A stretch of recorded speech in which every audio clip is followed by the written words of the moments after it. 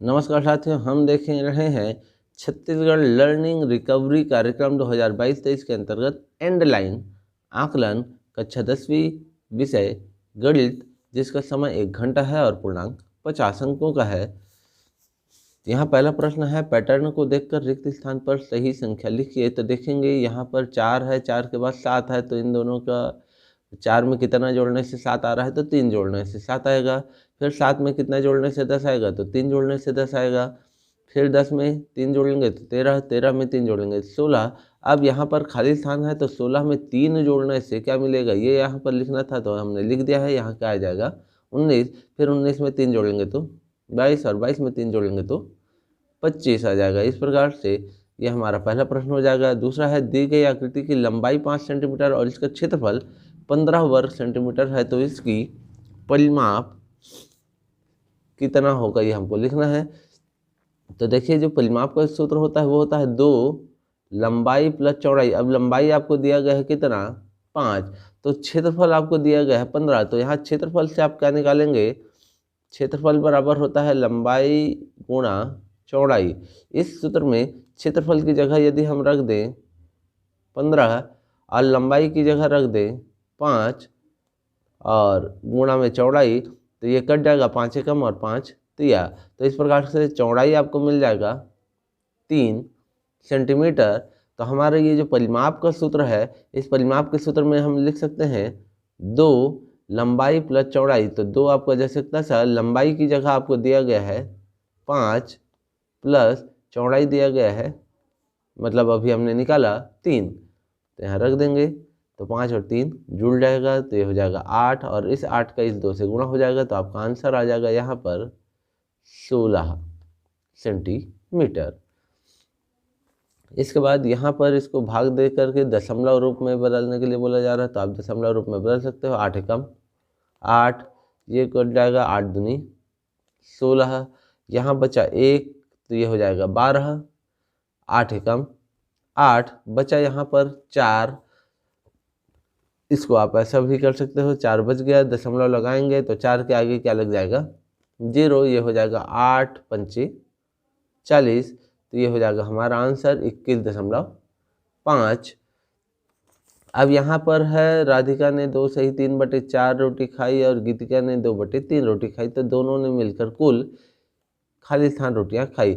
तो ऐसे प्रश्नों को हल करने के लिए हमको पहले हर समान करना होता है। तो हर समान करने के लिए 4 दूनी 8 और 3 जोड़ देंगे, तो ये हो जाएगा 11/4 हो जाएगा, 11/4, और प्लस में 2/3। अब ऐसी स्थिति में ये दोनों जुड़ नहीं सकता, तो हम इसको क्या करते हैं, हर समान करते हैं। तो ये हो जाएगा 11 तिया 33 प्लस 4 दूनी 8, और बटे में हो जाएगा 3 चौक 12। तो ये जुड़ के हो जाएगा 33 और 8 हो जाएगा 41/12, और इसको हम भाग देंगे तो 12 एकम 12 और 12 तिया 36। तो यहाँ बचा कितना, 41 में से 36 जाएगा तो बच गया 5, और बटे में हो जाएगा 12। तो ये हो जाएगा हमारा आंसर। इसके बाद, नीलम ने रमेश को 15,000 रुपये 5% वार्षिक दर से 5 वर्षों के लिए साधारण ब्याज पर उधार दिए। तो बताइए 15,000 रुपये का 5% कितना होगा। अब 15,000 रुपये का 5% निकालने के लिए आपको क्या करना है, 15,000 गुणा 5 बटे में 100 कर देना है। 1 शून्य 2 शून्य 1 शून्य 2 शून्य कट जाएगा, तो ये हो जाएगा 15 पंचे 75, और 1 शून्य बढ़ा देंगे तो ये हो जाएगा 5%। नेक्स्ट क्या है, 1 वर्ष का ब्याज। तो साधारण ब्याज ज्ञात करना है। साधारण ब्याज का जो सूत्र होता है वो क्या होता है, P × R × T/100, ये सूत्र होता है। अब 1 वर्ष का ब्याज निकालना है, तो यहाँ पर P की जगह आपको दे दिया गया है 15,000, R की जगह दे दिया है 5%, और समय दे दिया है 1 वर्ष, तो यहाँ 1 हो जाएगा, और बटे में हो जाएगा 100। 1 शून्य 2 शून्य कट जाएगा, तो ये फिर 150 गुणा 5 हो जाएगा, और 150 गुणा 5 करेंगे तो फिर आ जाएगा 750। तो इसका आंसर हो जाएगा 750। फिर 5 वर्ष बाद रमेश द्वारा नीलम को ब्याज सहित कुल कितना धन वापस देना होगा। तो 5 वर्ष के बाद कितना देना होगा बोल रहा है। तो अभी ये जो हमने निकाला वो 1 वर्ष का है, तो 5 वर्ष का निकालेंगे। तो 5 वर्ष का निकालने के लिए आपको क्या हो जाएगा सूत्र, वही होगा मूलधन गुणा दर गुणा समय बटे 100, यही सूत्र लगाएंगे। लेकिन यहाँ पर क्या हो जाएगा, पी की जगह रखेंगे 15,000, आर की जगह रख देंगे 5, और समय यहाँ पर 1 वर्ष था इसलिए यहाँ पर हमने 1 लिखा, और जब 5 वर्ष होगा तो यहाँ लिखेंगे 5 और बटे में 100, 1 शून्य 2 शून्य कट जाएगा। अब ये हो जाएगा 5 पंचे 25, 25 शून्य शून्य, हासिल में कुछ नहीं रहेगा, 25 पंचे 125, 125 की 5, हासिल हो जाएगा 12, फिर 25 एकम 25 और 12 ये हो जाएगा 37। तो 3750 क्या होगा, केवल ब्याज होगा। लेकिन ब्याज बस कोई व्यक्ति नहीं देगा, यहाँ पर क्या बोला जा रहा है, ब्याज सहित कुल कितना धन, तो उसको हम बोलते हैं मिश्र धन। तो मिश्र धन बराबर क्या हो जाएगा, मूलधन प्लस ब्याज, मूलधन प्लस ब्याज। तो मूलधन आपका कितना हो गया 15,000 और ब्याज कितना हुआ 3750, दोनों को जोड़ लेंगे तो 15 और 3 ये हो जाएगा 18,750 रुपया। ये हो जाएगा हमारा इस प्रश्न का आंसर। इसके बाद नेक्स्ट है, दी गई संख्याओं को देखकर बताइए कि सबसे छोटी भिन्न संख्या कौन सी है। सबसे छोटी ये हो जाएगी 2 3 दूनी 6 और 3 पंचे 15। तो हम देख सकते हैं कि यहाँ ऊपर ये सबसे छोटा है और ये बड़ा है, तो यही सबसे छोटा भिन्न हो जाएगा 2/5। फिर एक अनुचित भिन्न संख्या, तो अनुचित किसको बोलते हैं, जब ऊपर का अंक बड़ा हो और नीचे का अंक छोटा हो। तो हम यहाँ पर देख सकते हैं ये कटते जाएगा 3 दूनी और 3 पंचे में, लेकिन ये सबसे बड़ा अंक है और ये नीचे में छोटा अंक है, तो ये अनुचित होगा। तो ये हो जाएगा आपका 15/2। आप छोटी भिन्न में यहाँ पर 2/5 की जगह 6/15 भी लिख सकते हो, और ये 15 कितना हो जाएगा 6, या इसी की जगह आप लिख सकते हो 5/2। फिर नेक्स्ट क्या बोला जा रहा है, 6/15 का दशमलव रूप लिखिए, मतलब इसको दशमलव से भाग देना है। तो भाग देने के लिए 15 एकम 15, ये हो जाएगा 15 शून्य शून्य। अब यहाँ 6 है, यहाँ लगाएंगे दशमलव, 6 के आगे शून्य बढ़ा देंगे तो ये हो जाएगा 60। अब 15 का टेबल इतने बार पढ़ना है कि 60 से ज़्यादा ना हो, तो 15 चौक 60 ये हो जाएगा। तो यही हो जाएगा हमारा आंसर। फिर 3/5 इसका प्रतिशत निकालना है। तो प्रतिशत निकालने के लिए हमको क्या करना होता है, कुछ नहीं, सीधा सीधा इसमें 100 से गुणा कर देना होता है। तो 5 एकम 5, 5 दूनी 10, ये शून्य जैसे 10 है, तो 20 का 3 से गुणा कर देंगे तो ये हो जाएगा 20 या 60। तो ये हो जाएगा प्रतिशत में। इसके बाद हम देखते हैं नेक्स्ट क्वेश्चन। तो नेक्स्ट क्वेश्चन क्या है, नेक्स्ट क्वेश्चन है, दी गई संख्याओं में छांट कर लिखिए। क्या लिखना है, दी गई संख्याओं में छांट कर पूर्णांक संख्याएं लिखिए। तो पूर्णांक ये तीनों ही जो है पूर्णांक है, तो ये हो जाएगा आपका -4, 0 और 2। फिर दी गई संख्याओं में छांट कर परिमेय संख्या लिखिए। तो परिमेय संख्या 1/3 और -3/4, 1/3 भी आएगा और -3/4, ये दोनों परिमेय संख्या है। फिर नेक्स्ट क्या है, 1/3 और 1/5 के बीच 3 परिमेय संख्या ज्ञात कीजिए। तो इसको ज्ञात करने के लिए हमको सबसे पहले इसका हर समान करना होता है। तो यहाँ 1/3 दिया गया है और यहाँ 1/5 है, तो इनका हर समान करने के लिए यहाँ जो भी अंक है उसका यहाँ गुणा करना है, और यहाँ जो भी अंक है उसका गुणा यहाँ करना है। तो 5 एकम ये क्या हो जाएगा 5, और बटे में हो जाएगा 5 दिया 15, और यहाँ हो जाएगा 3 एकम 3 और 5 दिया 15। तो अब हमको 5/15 और 3/15 के बीच में 3 परिमेय संख्या ज्ञात करना है। तो जब 3 परिमेय संख्या ज्ञात करना है तो उससे एक अधिक बढ़ा करके हमको उसके अंश और हर में गुणा कर देना है। तो हम गुणा कर सकते हैं 5/15 में 4/4 से, और इसी प्रकार से 3/15 में भी 4/4 से। तो हमको जो संख्या मिलेगा वो क्या हो जाएगा 5 चौक 20/15 चौक 60, और यहाँ भी 4 दिया 12/15 चौक 60। तो अब 12/60 और 20/60 के बीच में जो संख्याएं हैं उसको लिखेंगे, अतः संख्या करके तो आपको क्या हो जाएगा 13/60, 14/60, 15/60। चूँकि हमको केवल 3 पद में संख्या ज्ञात करना था तो हमने 3 ही लिखा है। आप चाहते तो 16/60, 17/60, 18/60 इस प्रकार से और आगे बढ़ा सकते थे। इसके बाद देखते हैं नेक्स्ट क्वेश्चन, प्रश्न क्रमांक 8। तो प्रश्न क्रमांक 8 क्या बोला जा रहा है, प्रथम 5 अभाज्य संख्या लिखे। तो अभाज्य संख्या किसको बोलते हैं, जो किसी संख्या से भाग न जाए, खुद से बच जाए, खुद से या 1 से जाए। तो ऐसी अभाज्य संख्या हो जाएगा 1, 3, 5, 7 और 11। 1, 3, 5, 7 और 11 ये हो जाएगा प्रथम 5 अभाज्य संख्याएं। नेक्स्ट इसका दूसरा भाग है संख्या 130 कौन कौन सी अभाज्य संख्याओं से विभाजित होगी। तो ये किस किस अभाज्य संख्या, अभाज्य संख्या मतलब ये जो संख्याएं हैं ये अभाज्य संख्या है, तो इनमें से किससे विभाजित होगा, तो 1 से चला जाएगा, फिर 5 से जाएगा, फिर आगे और किस से भाज्य जा सकता है ये आपको बताना है। तो ये 1 से जाएगा ही, फिर ये 5 से भी जाएगा क्योंकि लास्ट में यहाँ 0 है, 3 से ये जाएगा नहीं क्योंकि 3 चौक 12 हो जाएगा, तो ये 5 से जाएगा।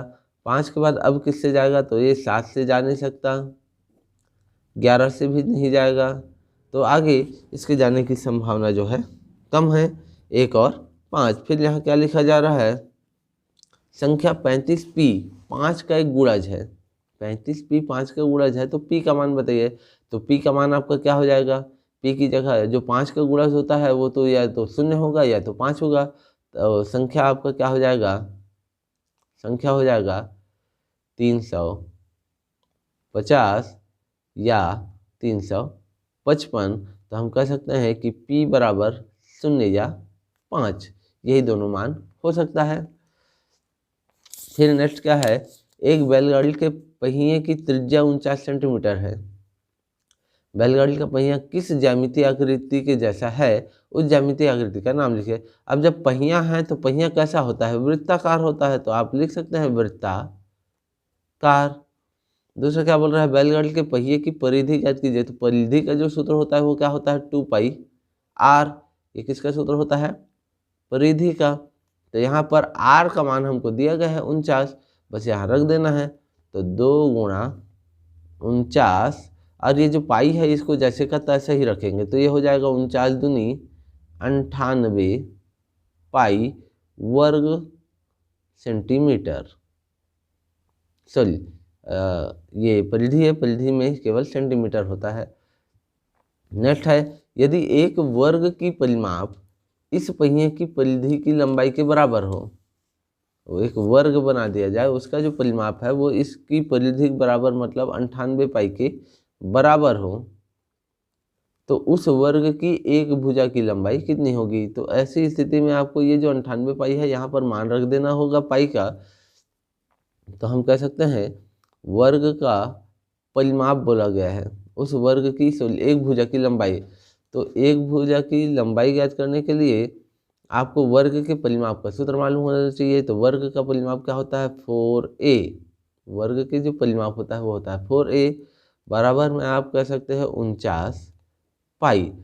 तो हमको यहाँ पर पाई का मान रख देना है, तो ये क्या हो जाएगा, 4a बराबर हो जाएगा 49 गुणा पाई का मान होता है 22/7, तो ये 7 कम और 7 सत्ते, तो 22 सत्ते ये कितना हो जाएगा 154।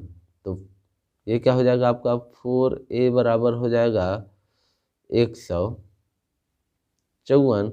हमको a का मान चाहिए तो इस 4 को इधर पक्षांतर कर देंगे, 154/4, 4 तिया 12, यहाँ बचेगा 3, ये हो जाएगा 34, तो 4 अट्ठे 32, बचेगा 2, यहाँ लगाएंगे दशमलव, 2 के आगे 0 बढ़ जाएगा, तो ये हो जाएगा 4 पंचे 20। तो ये हो जाएगा वर्ग के एक भुजा की लंबाई सेंटीमीटर में। इसके बाद अगला जो है आकृति को देखकर बताइए। तो क्या बताना है इस आकृति को देख करके, यहाँ पर गिनेंगे 1 2 3 4 5 6 7 8 9 10 11 12 13 14 15 16 17 18 19 20 और 21। टोटल आपके कितने आकृति में दिख रहे हैं? 21। अब देखते हैं प्रश्न क्या क्या बोल रहा है। तो यहाँ प्रश्न है दी गई आकृति में कुल कितने घनाभ है, तो सीधी बात लिख सकते हो आप यहाँ 21। फिर क्या बोल रहा है, यदि एक घनाभ की लंबाई चौड़ाई ऊंचाई 5 सेंटीमीटर और 4 सेंटीमीटर हो तो उसका आयतन या धारिता। तो आयतन का जो सूत्र होता है वो क्या होता है, LBH होता है, मतलब लंबाई गुणित चौड़ाई गुणित ऊंचाई। तो तीनों का गुणा कर देंगे तो 5 गुणा 3 गुणा 4, 5 या 15 और 15 चौक हो जाएगा 60। अब चूंकि सेंटीमीटर है इसलिए हो जाएगा घन सेंटीमीटर। फिर एक घनाभ की बाह्य सतह का संपूर्ण पृष्ठीय क्षेत्रफल। अब संपूर्ण पृष्ठीय क्षेत्रफल का जो सूत्र होता है वो क्या होता है, 2LB plus BH plus HL, लंबाई गुणित चौड़ाई, चौड़ाई गुणित ऊंचाई और ऊंचाई गुणित लंबाई, ये सूत्र होता है। अब यहाँ पर बाह्य सतह का संपूर्ण पृष्ठीय क्षेत्रफल, तो यहाँ पर सीधा सीधा मान रख देंगे तो क्या हो जाएगा, 2 लंबाई गुणा चौड़ाई, तो लंबाई है 5 और चौड़ाई है 3, तो ये कितना हो जाएगा, 5 दिया 15। चौड़ाई और ऊंचाई, तो चौड़ाई है 3 और ऊंचाई है 4, तो ये हो जाएगा 4 दिया 12 प्लस ऊंचाई गुणित लंबाई, तो ऊंचाई है 4 और लंबाई है 5, तो 4 पंचे 20। अब तीनों को जोड़कर 2 से गुणा कर देना है, तो 12 15 27, 27 और 20 हो जाएगा 47, और 47 दूनी हो जाएगा 94। तो आपको मिल जाएगा 94 वर्ग सेंटीमीटर। बस।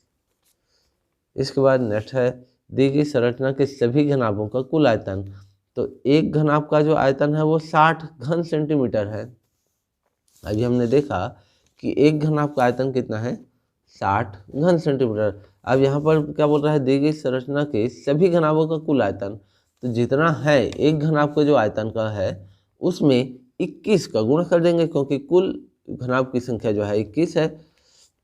तो यहाँ लिख देंगे कुल आयतन बराबर क्या होगा, 21 गुणा एक घन का आयतन,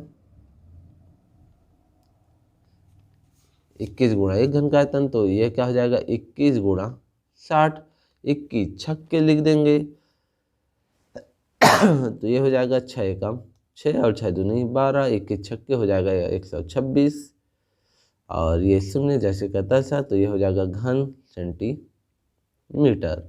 ये हो जाएगा पूरे दिए गए घनाभों के कुल आयतन। इसके बाद नेक्स्ट क्वेश्चन देखते हैं। तो x² माइनस 8x माइनस 9 एक बहुपद है, तो बहुपद का शून्यक ज्ञात कीजिए। तो बहुपद का जो शून्यक का सूत्र होता है वो क्या होता है, शून्यक मतलब आपको इन दोनों का मान ज्ञात करना है। तो उसका मान ज्ञात करने के लिए आपको इसके मध्यपद को तोड़ना होता है। तो मध्यपद को तोड़ेंगे कैसे, ऐसे दो भाग में कि जोड़ने या घटाने पर 8 आ जाए और गुणा करें तो 9।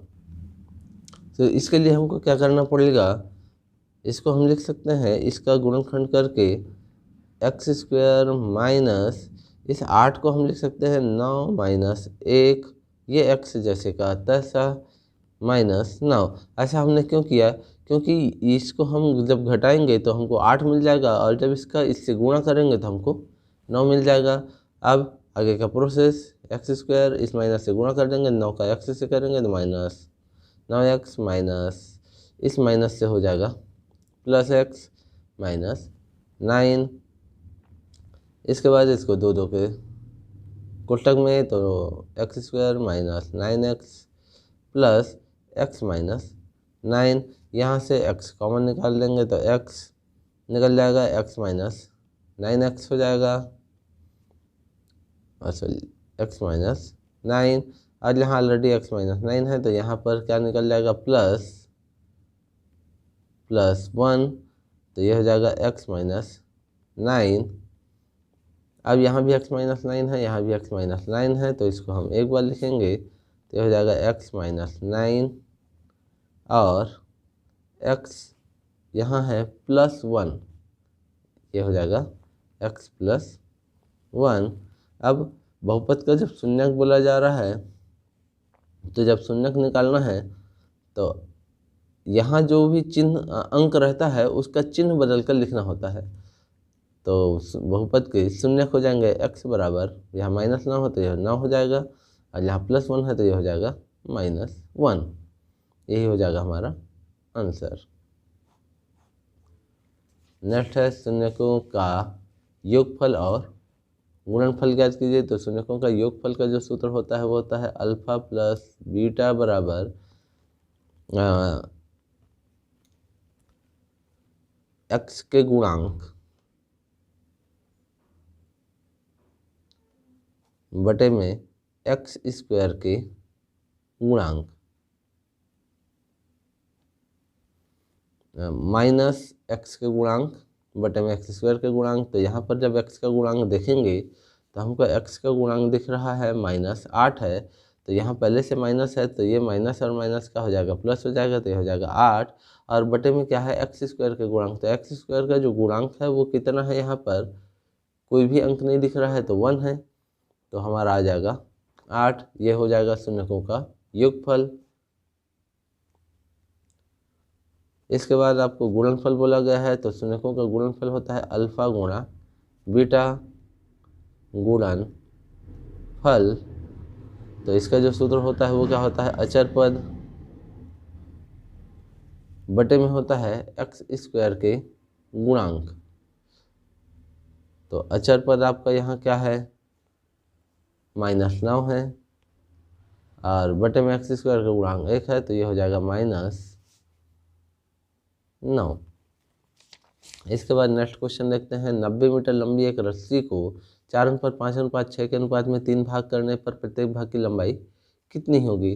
तो 90 मीटर की लंबी है, इसके अनुपात को हम मान लेते हैं क्या, माना कि रस्सी का भाग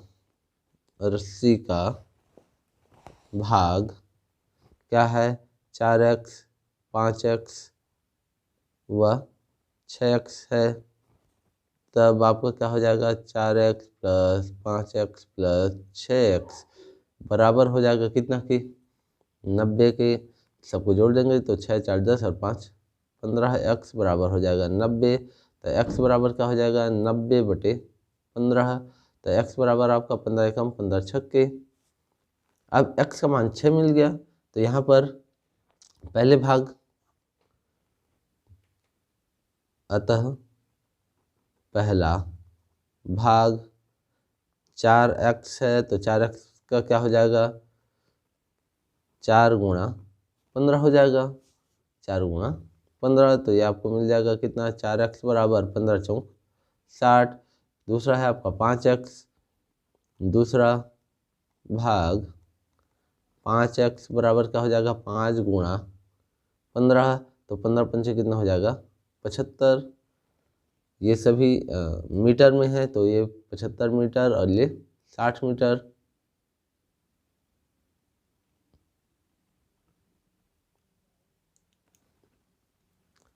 सो ये हो जाएगा, यहाँ पर 6 आएगा, तो ये हो जाएगा 6 चौक 24 मीटर, और यहाँ भी 6 आएगा, चूँकि हमारा x का वैल्यू जो है 6 आया है, तो ये हो जाएगा 6 पंचे 30 मीटर। इसके बाद तीसरा भाग फिर ऐसे ही आएगा, यहाँ 6x है, तो ये जाएगा तीसरा भाग हमारा कितना हो जाएगा 6 गुणा 6 मतलब 36 मीटर। इस प्रकार से हमारा तीनों भाग हो जाएगा। अतः कुल भाग ये हो जाएगा 24, उसके बाद 30 और 36, ये हो जाएगा हमारा आंसर। इसके बाद 8 3 32 की चतुर्थानुपाती क्या होगी। तो इसका चतुर्थानुपाती निकालने के लिए क्या करते हैं, 8 चौथा भाग मानते हैं, तो 8/3 बराबर 32 बटे हम चौथे भाग को मान लेते हैं x। इसको लिखते हैं माना चतुर्थानुपाती x है। तब ये इस रूप में हो जाएगा। हमको क्या करना होगा, एक्स का मान निकालना है। तो एक्स का मान निकालने के लिए क्या करेंगे, इसको इधर और ये 8 को इधर। तो ये हो जाएगा एक्स बराबर, ये एक्स इधर आया और बटे में 3 बराबर में ये एक्स इधर आ गया, तो ये 8 चल जाएगा इधर। तो ये हो जाएगा 32/8। इस 3 को कर देंगे इधर 75। तो यहाँ क्या हो जाएगा, ये x बराबर 32 गुणा 3/8। तो 8 एकम 8 चौक, ये हो जाएगा x बराबर 4 गुणा 3, मतलब x का मान मिल जाएगा 12। यही हमारा हो जाएगा चतुर्थानुपाती। इसके बाद हम देखते हैं नेक्स्ट क्वेश्चन। तो नेक्स्ट क्वेश्चन क्या है, इतना एक समीकरण है तो समीकरण की घात बताइए। तो जो सबसे बड़ा अंक है वही उसका घातांक है, मतलब इसका आंसर हो जाएगा 2। समीकरण के मूल ज्ञात कीजिए। तो मूल ज्ञात करने के लिए अल्फा और बीटा का मान ज्ञात करना है। तो यहाँ पर इसको मध्यपद को तोड़ना होता है। तो मध्यपद को कैसे तोड़ेंगे, इस प्रकार से कि जोड़ने या घटाने से 5 मिले और गुणा करने से 24।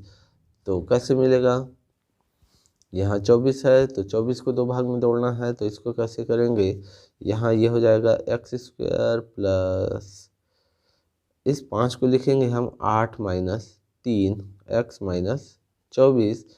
अब हमको केवल मूल ज्ञात करना है। अब तो बाकी का जो है रफ वर्क हम यहाँ कर सकते हैं। तो ये हो जाएगा क्या, x² plus 8x minus 3x minus 24। यह हो जाएगा x² प्लस 8x को एक कोष्टक में, यहाँ दोनों जगह से माइनस निकाल देंगे। तो यह हो जाएगा 3x प्लस ये माइनस जो है बदल जाएगा प्लस में, इन दोनों जगह से x निकालेंगे तो यह हो जाएगा x प्लस 8। यहाँ से माइनस जैसे तैसा इन दोनों जगह से 3 निकालेंगे तो ये भी हो जाएगा x प्लस 8। 3 के बाद हम 24 जो है 8 बार में आता है, 2 कोष्टक एक समान है। तो x प्लस 8 और x माइनस 3, ये दोनों जो बच गया उसको बाद में लिखते हैं। अब हमको केवल मूल बोला गया है, तो मूल इसके चिन्हों को बदल करके जो लिखेंगे वही उसका मूल कहलाएगा। तो इसके जो मूल हो जाएंगे वो क्या हो जाएगा, x बराबर -8, x बराबर -8 और यहाँ माइनस में है तो इसका भी चिन्ह बदल देंगे। तो x बराबर क्या हो जाएगा 3। ये हो जाएगा हमारा आंसर। फिर नेक्स्ट क्या बोल रहा है, एक व्यक्ति की वर्तमान आयु उसके पुत्र की वर्तमान आयु के बराबर है। व्यक्ति की आयु को यदि हम मान लें x, तो उसके पुत्र की वर्तमान आयु के वर्ग, तो पुत्र की आयु को यदि हम मान लें y, तो उसके वर्ग के बराबर, मतलब पुत्र की आयु को यदि वर्ग कर दिया जाए तो पिता की आयु के बराबर हो जाएगा। तो ये हो जाएगा x बराबर y²। ये हो जाएगा पहला समीकरण। फिर यदि 1 वर्ष पहले उस व्यक्ति की आयु उसके पुत्र की आयु की 6 गुनी है, तो उस व्यक्ति की आयु क्या है, 1 वर्ष पहले हो जाएगा x माइनस 1 और उसके पुत्र की आयु 1 साल पहले क्या हो जाएगी y माइनस 1।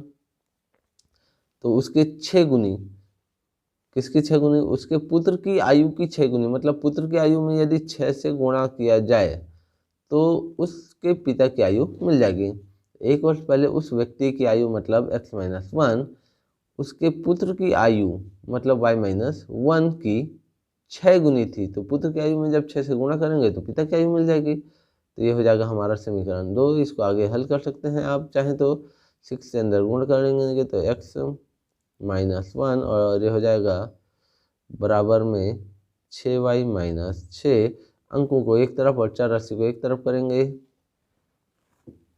तो 6y इधर हो जाएगा। तो ये क्या हो जाएगा, x जैसे तैसा 6y इधर आएगा तो x माइनस 6y और ये -1 है उधर जाएगा तो प्लस हो जाएगा, तो इस 6 से घट जाएगा। तो ये हो जाएगा बराबर में -5 और इसको नाम दे देंगे हम समीकरण 2। फिर आगे क्या बोल रहा है, दोनों की वर्तमान आयु ज्ञात कीजिए। तो दोनों की वर्तमान आयु ज्ञात करने के लिए हमको क्या करना है, यहाँ इस x की जगह x की जगह इसका इस वैल्यू को रख देंगे। तो x बराबर क्या है यहाँ y², तो यहाँ रख देते हैं। तो क्या हो जाएगा, यहाँ लिख सकते हैं समीकरण 1 व 2 से। तो समीकरण 1 आपका क्या है, x माइनस 6y बराबर में -5 है। यहाँ x की जगह रख देंगे y²। तो ये क्या हो जाएगा y² माइनस 6y, इस -5 को इधर पर छंतर तो +5 बराबर में 0। यहाँ पर से फिर इसको 2 भाग में तोड़ेंगे तो y² माइनस इस 6 को हम तोड़ सकते हैं किस में, 5 + 1 में प्लस 5 बराबर 0।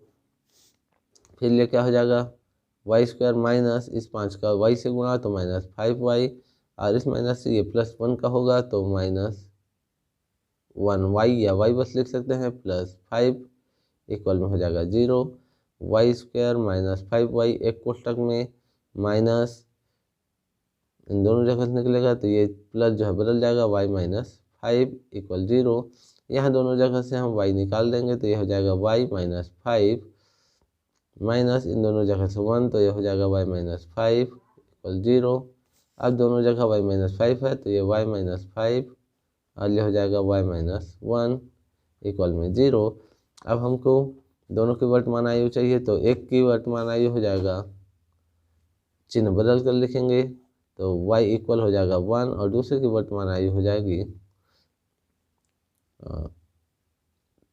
यहाँ पर से 1 और 5 जो है y का वैल्यू आया तो हमको x का वैल्यू ज्ञात करना है। तो x का वैल्यू ये पुत्र की आयु है और ये पिता की आयु है। जब यहाँ 1 रखेंगे तो जितना पुत्र की आयु है उतना ही पिता की आयु नहीं हो सकती, तो यहाँ पर हम किसका रखेंगे, 5 रखेंगे तो पुत्र की आयु हो जाएगी 5 वर्ष और पिता की आयु हो जाएगी 25 वर्ष।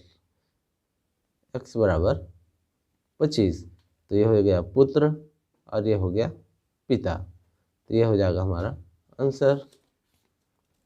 पुत्र की आयु 5 वर्ष और पिता की आयु 25 वर्ष। नेक्स्ट क्वेश्चन है, एक टेबल पर चाय के कप पंक्तियों में रखे हैं। पहला पंक्ति में 35, दूसरी में 33 और तीसरी में 29 रखे हैं। तो कपों की आखिरी पंक्ति 5 है तो कपों की पंक्तियों के लिए समांतर श्रेणी का निर्माण कीजिए। तो समांतर श्रेणी का हो जाएगा 37, 33, 29 इस प्रकार से, और अंतिम में आ जाएगा 5 जो कि प्रश्न में दिया गया है। फिर कप कौन सी पंक्ति में रखा है तो यहाँ लिख दोगे समांतर श्रेणी में, क्योंकि यहाँ पर संख्या नहीं लिखा गया है। फिर कुल पंक्तियों की संख्या सूत्र द्वारा ज्ञात कीजिए। तो कुल पंक्तियों की संख्या सूत्र ज्ञात करने के लिए L बराबर जो सूत्र होता है अंतिम पद का ना, ये जो सूत्र है वो किसका है, अंतिम पद। तो अंतिम पद L बराबर होता है a plus n minus 1 d, जहाँ a जो है प्रथम पद है तो प्रथम पद आपको दिया गया है कितना, 37 और अंतिम में दिया गया है 5, तो 5 बराबर हो जाएगा 37 प्लस n आपको ज्ञात करना है और d क्या होता है, इन दोनों के बीच का अंतर। तो यहाँ 37 है, यहाँ 33 है, दोनों के बीच का अंतर कितना है, 4 है। तो यहाँ -4 आ जाएगा अंतर में, चूँकि घट रहा है इसलिए -4 लिख सकते हैं। तो 5 बराबर का हो जाएगा 37 प्लस n का गुणा कर देंगे तो ये हो जाएगा, इस प्लस को हम माइनस में कन्वर्ट कर सकते हैं इस माइनस की वजह से, तो हो जाएगा -4n और ये माइनस इस माइनस से प्लस 4 हो जाएगा, 4 एकम 4 में। अब ये 4 इस 37 से जुड़ जाएगा तो ये 5 और 37 और 4 हो जाएगा 41 माइनस 4n, इस 41 को कर देंगे इधर पक्षांतर, या इस -4n को इधर और 5 को इधर कर देंगे तो ये क्या हो जाएगा, माइनस में है इधर आएगा तो प्लस हो जाएगा, अरे 5 उधर जाएगा तो माइनस हो जाएगा। तो 41 माइनस 5, तो 4n बराबर 41 में से 5 घट जाएगा तो ये बचेगा कितना, 36। अब n चाहिए तो n बराबर हमको क्या मिल जाएगा, 36/4, तो n का वैल्यू मिल जाएगा 9। अतः श्रेणी में कुल 9 पंक्तियां हैं, ये हो जाएगा हमारा आंसर। और इसके साथ ही ये वीडियो समाप्त होता है। यदि ये वीडियो पसंद आया तो इसको लाइक, सब्सक्राइब और शेयर जरूर करें। धन्यवाद।